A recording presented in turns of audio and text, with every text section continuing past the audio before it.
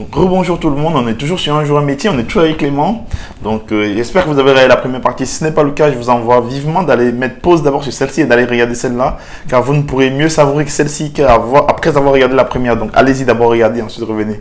Et surtout n'hésitez pas à nous dire en commentaire ce que vous en avez pensé, parce que voilà, on a pris du temps à travailler cette vidéo. Ça fait longtemps qu'on la prévoit et vous savez le temps c'est ce que c'est malheureusement. Donc voilà.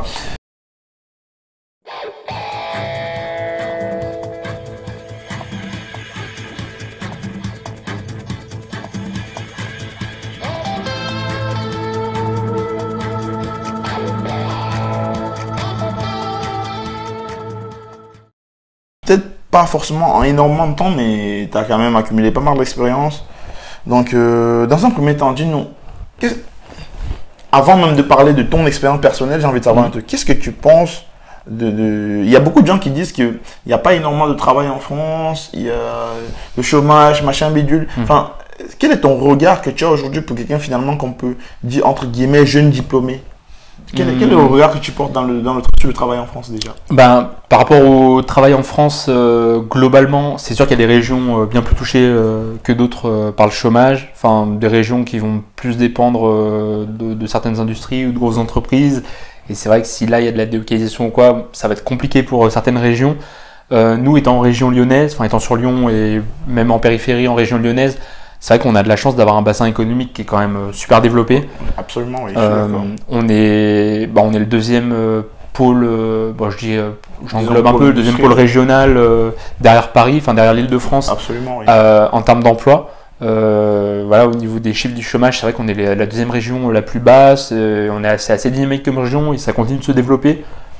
Sur la région lyonnaise, il y a de plus en plus de sièges sociaux aussi qui s'implantent. Puisque voilà, c'est pas les mêmes prix en termes d'immobilier que Paris et géographiquement, ça reste quand même bien assez intéressant pour les grosses boîtes.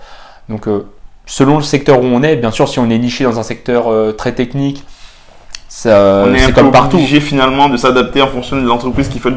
C'est ça, mais après, pour ce qui est du domaine commercial, si on grossit le trait, hein, mais voilà, vraiment du domaine commercial au sens large. Sur Lyon, il y a quand même un certain nombre d'opportunités de par la grandeur de la ville, le nombre et le bassin économique, le nombre d'entreprises. Donc voilà, donc exactement. Ok, ça tombe bien. Donc selon toi, on saurait parler d'emploi sans se positionner géographiquement. C'est vrai que c'est compliqué de le faire. Si on est dans certaines régions, ça va être compliqué de comparer avec la région lyonnaise. Il faut vraiment que le contexte soit le même pour parler en termes d'emploi. Voilà. Ok, d'accord. Et quelle a été ta première expérience de travail? Donc, ma première expérience professionnelle, déjà c'était des jobs d'été. Ça peut paraître, des fois ça peut paraître anodin quand on en parle, mais ça a son importance dans le CV. Bien sûr. Moi, au tout départ, lorsque je postulais pour du travail hors boulot d'été, ensuite à la fin de mes études, c'est un aspect qui revenait parfois. Ça dépend. Après, ça dépend de la personnalité du recruteur, de la personne en face, comment il a lu le CV, comment il l'a interprété. Mais voilà, moi, j'ai commencé à faire des jobs d'été lorsque j'avais 17 ans. Donc, c'est parfois une donnée dont on me parlait. Bon, aujourd'hui, je la mets plus en avant sur mon CV parce qu'il y a d'autres expériences après qui à mettre en avant, voilà, plus importantes à mettre en avant. Mais lorsque j'étais jeune et que j'étais sans expérience, les jobs d'été, l'air de rien, c'était quand même une partie qui était susceptible de plaire aux employeurs puisqu'ils voyaient que en plus de toute l'année où je faisais des stages, où j'avais ma scolarité, je m'impliquais même professionnellement dans les jobs d'été. Voilà, et ils voient peut-être que ça donne une image positive, le fait de démarcher. Un bosseur et tout, voilà. C'est ça, le fait d'être bosseur, de démarcher. Moi, je parcourais plein de magasins pour donner plein de CV et peut-être qu'après ça forge un peu un caractère professionnellement. C'était justement ça la prochaine question, c'est comment tu as fait pour trouver ton premier job? Est-ce que tu as fait comme tout le monde? J'ai fait mon CV, d'ailleurs ton CV, c'est toi qui l'as fait? Tu te fais accompagner? Oui. Le CV, moi lorsque j'étais en lycée professionnel, donc à l'époque, lorsque j'étais en BEP et en bac pro, à l'époque, ce qui est un des points positifs aussi du lycée professionnel, c'est qu'on voit des choses très pratiques, telles le CV par exemple, la recherche de stage, ce genre de choses-là. Donc effectivement, je l'avais fait en cours et puis après, au fil du temps, c'est important de faire une mise à jour régulièrement, même si on est en poste, je pense, depuis un certain temps. Je pense que c'est pas mal des fois de faire un petit tour, peut-être sur ses réseaux professionnels tels LinkedIn, de remettre un petit peu à jour, ou éventuellement tout simplement le CV, remettre à jour de temps en temps, le synthétiser aussi avec le temps, parce que puisque plus on a d'expérience, plus le CV il se doit d'être concis. Ça va servir à rien qu'un CV fasse 2 pages, sauf si on a une expérience senior. Mais bon, c'est pas encore le cas pour le moment, quoi. D'accord. Et aujourd'hui, tu fais quoi comme travail? Alors aujourd'hui, le travail que je fais, ça s'apparente à en termes d'intitulé, en fait, l'intitulé de l'entreprise, il n'est pas très parlant. Donc, si je devais plutôt donner un intitulé un petit peu plus accessible, ce serait peut-être plutôt business, on est dans le business partner spécial, en tant que business partner spécialiste, pardon. Donc développement de partenariat, et il y a aussi un aspect quand même assez prépondérant aussi on va dire en tant que chargé de clientèle. D'accord. Donc c'est un peu un mix des 2 intitulés, quoi. Ok. Est-ce qu'il y a un lien direct entre ce que tu fais comme travail et ce que tu as appris à l'école et ta formation de licence? Alors ça, pas nécessairement. Enfin, entre ce que j'ai appris, on va dire, du BEP et au BTS, il y a l'aspect relationnel, bien sûr, qui indirectement joue. Mais je pense plus qu'à mon avis, mes stages m'ont servi au niveau de la suite pour mon parcours professionnel que la théorie que j'ai appris à l'école. Alors, je dis ça parce qu'il n'y a pas forcément de choses qui me reviennent tout de suite. Je pense que c'est un tout après, bien sûr, hein, mais je pense que c'est plutôt moi les stages qui m'ont forgé professionnellement. Après, bien sûr, qu'à l'école nous apprend aussi un bon nombre de théories, mais parfois, ce aussi pourquoi dans un premier temps, je pensais arrêter après le BTS et non pas après une licence pro. C'était que justement l'apport théorique qu'on avait, je trouvais que c'était pas forcément appliqué directement dans certaines boîtes où j'ai bossé. Enfin, je trouvais que j'en avais pas nécessairement besoin. Après, peut-être que je dis ça, mais je pense que plus que c'était un tout. Après, voilà, il y a certaines formations. Plus la formation va être technique, va être nichée dans un domaine, plus effectivement, peut-être là, ce qu'on apprend à l'école va être appliqué. D'accord. Ça va dépendre de chaque expérience aussi, peut-être. Permets-moi de faire un petit bond en arrière parce que je pense qu'il y a une petite partie quand même que j'aurais aimé qu'on revienne un peu là-dessus. On a eu pas mal de personnes sur la chaîne, en tout cas qui ne sont peut-être pas encore arrivées, mais que les vidéos sont prêtes, autant pour moi, qui ont eu des difficultés à trouver de l'alternance. Ouais. Parce qu'apparemment, les entreprises ont du mal en fait à recruter des personnes entre guillemets pour les former. Est-ce que ça a été ton cas lors de ta recherche d'alternance en licence? Pour l'alternance, alors moi en licence, j'avais de la chance puisque j'étais à l'université où j'étais, donc c'était à l'IUT. Ils avaient un catalogue d'entreprises qui nous proposaient. Et donc on avait l'éventualité aussi de chercher en dehors du catalogue d'entreprise, bien sûr, mais déjà ça nous facilitait quand même grandement le travail. Et moi donc j'étais dans licence professionnelle chargée d'études statistiques et j'avais pour vocation plus de faire de la statistique sociale. Analyse de données, des trucs comme ça. Dans de l'analyse de données, là c'était vraiment plus en tant que chargé d'études. C'était un peu pour avoir un profil, je souhaitais avoir un profil un peu plus polyvalent. Je voulais rajouter la dimension stats et traitement de données à l'aspect relationnel que j'avais. Et moi, j'étais plus orienté statistique sociale sur le moment. C'était plus un domaine que j'avais envie d'explorer. Et finalement, c'était pas forcément le choix de tout le monde. Donc en fait, j'avais peut-être moins de personnes qui postulaient dans tes entreprises, dans mes choix. Et en plus, j'ai eu la chance d'avoir mon premier choix. C'était tout bénéf, quoi. Donc en réalité, tu diras que finalement, mais est-ce que aujourd'hui, s'il y a un conseil à donner aux gens qui cherchent des entreprises pour l'alternance, tu dirais quoi par exemple? Alors là, c'est vrai que là, j'ai présenté un cas de figure où c'était plutôt simple. Après, pour chercher une alternance, je pense que déjà, dans un premier temps, moi, je démarre toujours quand je regarde un petit peu la fiche de poste. Des fois, parfois, ça veut pas toujours tout. Enfin, c'est pas forcément très significatif une fiche de poste, mais déjà, quand je commence à faire ma veille, je commence comme ça. Ensuite, je vois s'il y a quand même quelques points qui sont en cohérence avec déjà ce que je souhaite faire dans un premier temps et ce que pourrait me proposer éventuellement une formation. Là, pour prendre mon exemple, si un jour je suis dans l'optique de reprendre un master, de reprendre les études de nouveau en master, je vais m'assurer dans un premier temps que déjà l'entreprise propose des missions que je souhaite faire et que les missions sont en cohérence avec ce que j'apprendrai dans le master. Donc ça, je pense que ça c'est important. Après, pour revenir à ta question, par rapport à la difficulté de trouver des alternances, je pense que ça va dépendre vraiment du domaine. En l'occurrence, là je me réfère toujours plus ou moins au domaine commercial pour lequel on parle plutôt aujourd'hui, je pense que c'est pas compliqué honnêtement. Je vois plein de postes en tant que business developer, en tant même qu'assistant commercial, en tant que commercial terrain, commercial sédentaire. Bon, j'oublie sûrement beaucoup d'intitulés, mais ça correspond après. Dans l'écosystème du commerce, finalement. Ça représente quand même une bonne partie. Je vois quand même énormément de possibilités d'alternance en Bac+2, Bac+3, même Bac+4-5 pour des Master Pro. Enfin, je pense qu'aujourd'hui, il y a quand même. C'est grâce justement au gros bassin économique de la région Rhône-Alpes dont on parlait au début de la vidéo. Je pense que de par ce fait-là, il y a quand même énormément de possibilités de stage, puis il y a pas mal de start-up aussi dans la région aussi, qui s'implantent. Donc, oui. Et c'est souvent plus bénéfique pour eux d'avoir des alternants, justement. C'est plus rentable, entre guillemets. Je pense que c'est plus rentable pour eux, puisque ça leur permet de former quelqu'un et pouvoir entrevoir un futur avec. Je pense que ça, les entreprises aussi aiment beaucoup ça. Finalement, de tester quelqu'un en moins cher. C'est ça. Et puis en plus, on en reparlera sûrement après, mais avec le Covid, il y a pas mal de choses qui ont évolué, notamment au niveau de l'apprentissage. Alors, j'ai plus les montants en tête, mais je sais que les entreprises ont quand même des montants assez conséquents pour pouvoir accueillir, tu nous en parleras sûrement dans une prochaine vidéo.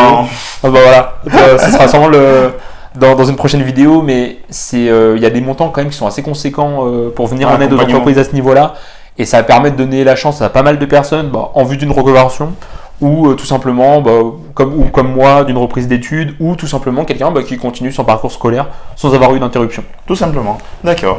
Bon, parlons de ça, parce qu'effectivement, après avoir parlé de ton entreprise, on devait parler justement, parce que 2020 est ce qu'il est, il a eu pas mal d'événements quand même assez... Tout le monde a été confiné à partir du 11 mars, si je dis pas une bêtise, ou le 16 mars. Je crois que c'était le 16, ouais. Exactement. Ça s'est passé comment dans ton entreprise? Télétravail confinement, on a fait comment? Alors, moi, dans mon entreprise, effectivement, c'était du télétravail. Je suis dans une grosse boîte dans une grosse boîte, mais fonctionnement start-up. Donc, le télétravail, c'était pas réellement une difficulté. En revanche, on a dû revoir notre organisation tout de même. Je suis totalement d'accord. Moi, initialement, en fait, j'ai une partie assez importante de ma mission qui consiste quand même à recevoir des partenaires qui utilisent notre service. Donc à l'époque, c'est vrai qu'ils venaient plus sur une plage horaire donnée, ils venaient plus en libre service quand ils voulaient finalement, pour avoir un renseignement, trouver une solution technique, poser une question. Là, dorénavant, le Covid, ça a modifié cet aspect-là, à savoir que maintenant, ça marche uniquement sur rendez-vous. Donc aujourd'hui, il y a une part plus importante, on va dire que le Covid, de par le confinement, ça a renforcé l'autonomie de certains partenaires dans l'utilisation des outils digitaux. Et donc de ce fait-là, ça nous a permis de basculer uniquement sur rendez-vous. Donc ça a permis, finalement, la stratégie d'entreprise dorénavant, c'est plus de faire du qualitatif en termes d'échanges physiques, au détriment de la quantité. Non pas qu'on négligeait la qualité avant, mais on est plus sur un échange qualitatif dorénavant, en physique.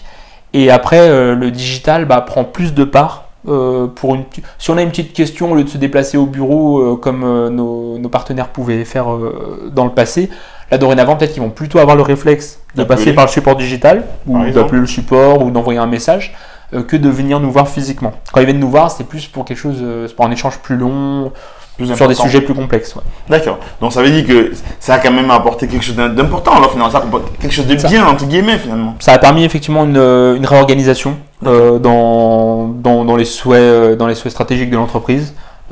Après, est-ce que l'entreprise avait ce souhait-là déjà avant? Est-ce qu'elle en a profité avec le Covid? Ou est-ce que c'est le Covid finalement? Ça, après, je suis pas... Je n'ai pas forcément la visibilité là-dessus, mais voilà. D'accord. Et du coup, est-ce que tu penses finalement que avec cette évolution sans cesse croissante du digital, est-ce que des postes, par exemple, de commerciaux à un certain niveau donné ne sont pas appelés à disparaître, voire à totalement diminuer, voire se diviser par 10 ou je ne sais pas moi? C'est possible effectivement que le digital prenne une bonne partie. Prenne une bonne partie dans le sens où il y a des tâches peut-être qui seront automatisées. Après, ça peut en faire disparaître, mais ça en fait aussi finalement plus apparaître, ou je dirais même que ça fait évoluer certains postes.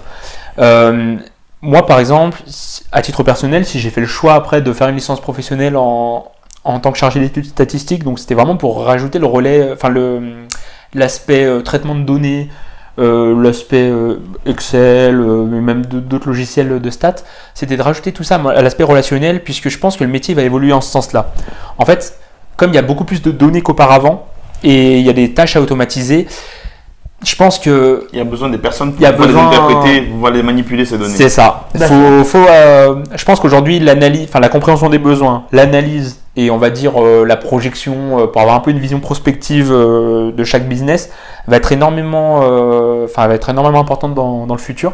Et de ce fait-là, peut-être qu'il y a des postes qui vont disparaître au profit d'autres, ou tout simplement, peut-être qu'un commercial aujourd'hui, on lui demandera pas que d'être un chasseur, mais peut-être aussi de faire plus un travail de fond en termes d'analyse, en vue de mieux cibler aussi. Enfin, Oui, voilà, bien sûr, peut-être qu'il y absolument, a des choses qui vont absolument. faire en ce sens-là. Ouais. Oui, améliorer son ciblage pour moins chasser et se préciser sur ceux qu'on a déjà. C'est Par ça. exemple, c'est une En fait, il possibilité. y a un volume de données qui est tellement important en circulation que c'est juste une marge de manœuvre immense pour les entreprises. Et du coup, peut-être que c'est ce qui va créer, entre autres, des nouvelles vocations. D'accord. Et on va dire qu'on arrive bientôt au terme de la vidéo. J'aimerais savoir un truc. Est-ce que ton entreprise a subi de plein fouet comme toutes les autres entreprises françaises parce que ton entreprise dont on ne connaît pas le nom, hein, on sait quand même qu'aux États-Unis il y a eu des milliers et des milliers de licenciements. Est-ce que ça a été le cas en France et comment est-ce que vous avez subi, vous avez fait Alors, comment? effectivement, c'est vrai qu'il y a eu, il y a eu une vague de licenciements sur le plan mondial. Donc ça représente quand même une partie importante des effectifs. Après, en fait, le Covid a provoqué une baisse d'activité. Donc logique. D'autant plus que l'entreprise dans laquelle je suis, il y a quand même 50% du business qui est concerné, qui était fortement impacté par le confinement. Il y a une autre partie qui pouvait plus ou moins s'affranchir de cette contrainte et du coup qui continuait plus ou moins de tourner, mais il y a une autre partie qui dépendait totalement de ce qui se passait à l'extérieur. Donc de ce fait-là, c'est vrai que ça a provoqué une baisse de chiffre d'affaires très importante. Après, est-ce que cette baisse-là obligeait l'entreprise à effectuer des licenciements ou est-ce qu'après c'était un souhait stratégique? Voilà, dans les grosses boîtes, c'est vrai qu'on n'a pas la visibilité là-dessus, on peut jamais trop se prononcer, mais c'est vrai qu'effectivement, malgré tout, ça a eu un impact négatif sur bon nombre d'effectifs. Ouais. Bien évidemment, je suis totalement d'accord. D'autant plus que quand on est grosse boîte, on dit gros actionnaires. Et eux, ils veulent avoir le bénéfice, peu importe le scénario. Donc, à un moment donné, on doit choisir entre les employés et le bénéfice. D'autant plus qu'on peut recruter après. Donc, ils se disent, si l'activité remonte, on recrute. En fait, c'est ça, c'est comme on disait précédemment, est-ce que justement la part plus importante du digital aujourd'hui fait que par rapport à une configuration plus ancienne, on peut se passer de personnes ou pas? Ou est-ce que tout simplement l'entreprise a des difficultés financières, hein. Là en l'occurrence, je peux pas me prononcer, voilà, mais effectivement peut-être que la part de digital plus importante va faire. Alors pour une entreprise qui créera son business, peut-être que ça va être une économie pour elle au départ, puisque ça fait qu'elle aurait eu besoin de moins de salariés que si elle avait créé son business 5 ans auparavant. En revanche, pour les entreprises qui ont déjà un bon nombre de salariés, peut-être que là, ça va être plus embêtant avec le digital à venir, donc à voir. Mais je pense quand même que, ça c'est un avis personnel là, uniquement, je pense quand même que le Covid, bien qu'il ait apporté plein de mauvaises choses, notamment les pertes d'emploi, je pense que ça a complètement bouleversé le monde du travail aujourd'hui et il y a beaucoup de métiers qui sont encore appris à l'école aujourd'hui, mais qui, sortis d'école, seront déjà obsolètes. Notamment tout ce qui est lié à tous ces métiers-là, n'est-ce pas, qui vont être du manuel, mais sans être un manuel indispensable finalement. Par exemple, même la mécanique, que j'ai fait mécanique, mais on retrouve de plus en plus des robots à la place des humains. Maintenant, il y a un homme pour 10 machines, parce que les robots, ils sont là, ils demandent pas de salaire, ils se plaignent pas, ils travaillent 24 sur 24. C'est ça. D'accord. C'est effectivement, lorsqu'on choisit une formation, je pense que c'est effectivement, comme tu dis, un des aspects sur lesquels se renseigner. Absolument. Voir si le programme, de toute façon, quand on choisit une formation, il faut toujours vérifier si le programme dans l'ensemble nous parle, peut nous servir dans le futur. Après, faire une formation pour faire une formation, effectivement, c'est pas très constructif. Mais faire une formation qui peut nous servir à court, moyen, long terme, c'est l'objectif, sinon pourquoi reprendre les études, ouais. D'accord. Justement, pendant que tu parles d'études, parce que d'ailleurs ça allait être le dernier mot, tu as étudié, tu t'es arrêté, tu as étudié, tu t'es arrêté. Tu penses reprendre encore? C'est pas impossible que je reprenne un jour de nouveau les études, qui sait.